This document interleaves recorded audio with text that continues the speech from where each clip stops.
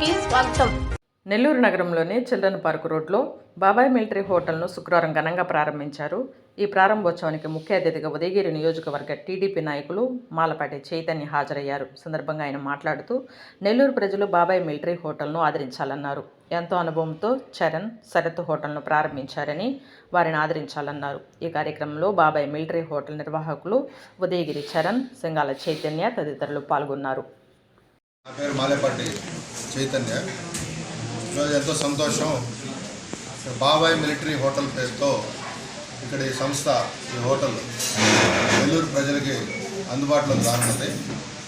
ఈ హోటల్ని చక్కగా ఇక్కడ చూస్తే, ఏర్పాట్లు చూస్తే మన ఉదయగిరి చరణ్, అదేవిధంగా శరత్, వీళ్ళిద్దరూ కూడా దీన్ని బాధ్యతలు చేపట్టి ఇక్కడ ఓపెన్ చేయడం, చక్కగా ఈ టేబుల్స్ కానీ, అదేవిధంగా లోపల కిచెన్ కూడా చూసాం, చాలా అద్భుతంగా ఉంది.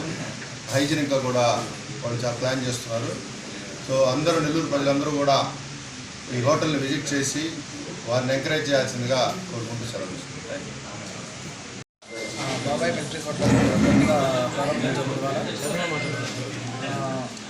మా ప్రత్యేకత ఏంటంటే రీజనబుల్ రేట్లు, 150 రూపీస్ రైస్, 3 నాన్ వెజ్.